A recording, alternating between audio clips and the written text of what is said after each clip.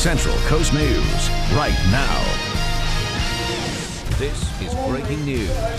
Time now is approaching 6 a.m. and a breaking news out of Watsonville this morning. One person is dead after a house fire. We go to Michelle Knopf, who's been live at the scene all morning. Let's turn to her for the very latest. Michelle, you said the coroners are on the scene and you might have seen the body now be taken out of the home.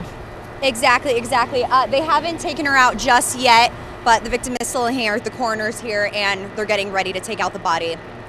Just within, really, in the next few minutes, they're telling me. I just checked in with the Watsonville battalion chief. Let me show you some video here. He's telling me, yeah, there were 2 people inside the house at the time. One person made it out alive. She managed to run out the front door. The second person, they're saying, really, she probably didn't have any time to make it out. Most likely died from smoke inhalation. They're still working to confirm that information. Now, as soon as they arrived on scene, they did conduct a search and rescue operation, and they went in and found that one victim. She was trapped inside the back bedroom. Now, I did speak with the victim who did manage to make it out. She is very shaken up, very scared right now, but she is okay. She's not injured, and right now she's really just has no idea how this fire could have started, so investigators are searching on that. They're in the building right now, and I'm going to step aside and see if I can gather any more information for you. In the meantime, I'm Michelle Knopf in Watsonville, your Central Coast News. And Michelle, here, before you go, you're obviously in a neighborhood here on Hill Avenue. Have neighbors been coming out? Obviously, it's early, most people sleeping, but what's the scene there with neighbors? No. I was very surprised. I have not seen one neighbor on the streets, actually. The only person I've seen who is not one of the 25 firefighters on scene has been the one woman who was able to escape. She came back to take a look at things, gather some things, but besides that, no neighbors. It's very quiet out here, minus the fire trucks. It's surprising to me. And Michelle, one last question. You said the fire, most of it was contained to the back of the home, but what really is the extent of the damage that you've been able to notice? I tried talking to firefighters. Really, if I can show you right now, if we could zoom in a little bit, you see some smoke marks all over the house, but really it doesn't look that bad to me. They're taking down the ladder right here. I talked to firefighters. They told me they had to actually cut a hole in the top of the roof to let some of that smoke out. So just so they could go in there and really work at a more comfortable level, they had to release some of that smoke. Sure. And let me step back in here. Right now, they're still trying to work it together. I haven't been to the back. They're saying that's a private crime scene right now, and that's where most of the damage was. So I tried to sneak around to get a little peek, but it didn't look that bad to me, but they're saying that's where the flames were. Sure, and the crime scene now cornered off, so we will update. Yeah, they're calling it a crime scene, exactly. All right, Michelle Knopf live in Watsonville. Thanks for that update. We'll check in later.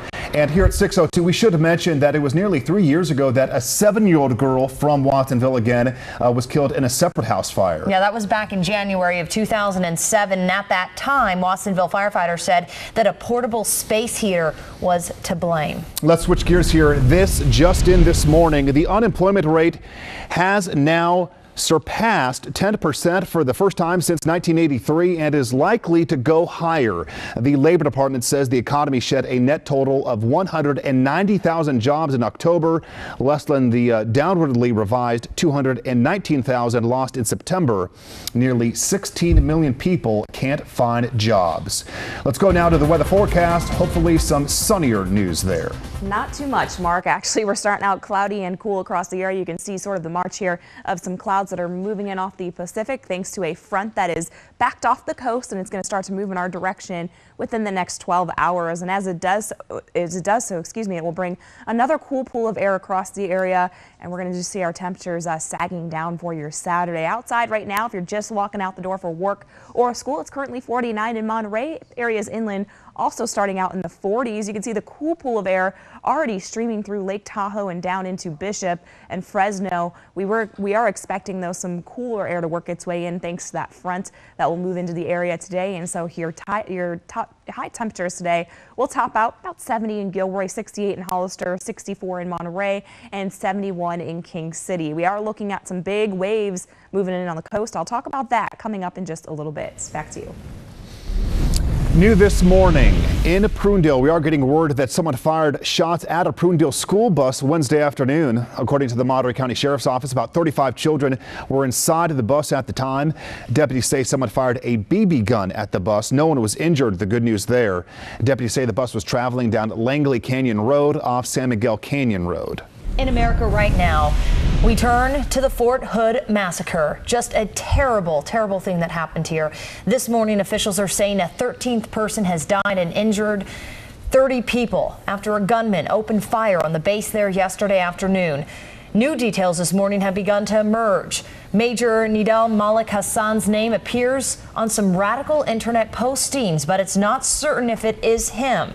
A fellow officer says Hassan fought his deployment to Iraq. He also apparently required counseling as a medical student because of problems with patients. And Jasmine, the attack happened just down the road from one of the worst mass shootings in U.S. history. It was back on October 16th of 1991.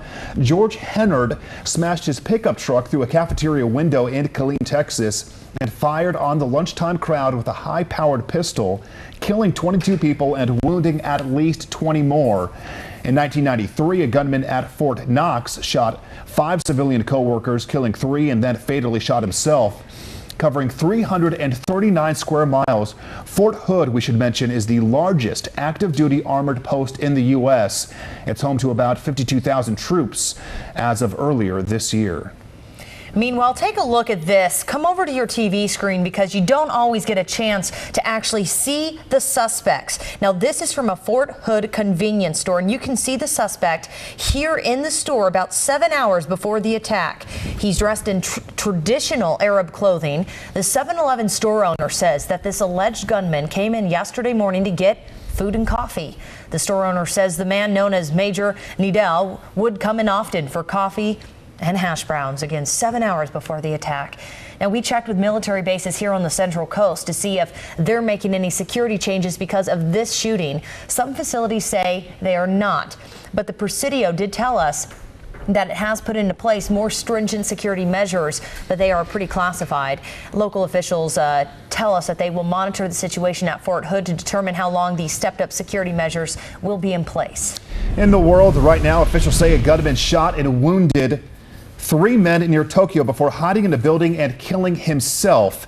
We can tell you police say the man identified himself as a 62-year-old gang member before he was found dead. One of the 3 men shot is in critical condition. This morning, police in Hollister are on the lookout for as many as 10 suspects following a Halloween party stabbing. Officers found a 20-year-old man stabbed multiple times in the back just walking down the street. The victim had apparently been at a party in the 300 block of Hawkins Street when he was attacked. Hollister police say anyone with information to call their anonymous crime tip line. That number there at the bottom of the screen, 1-800-78-CRIME.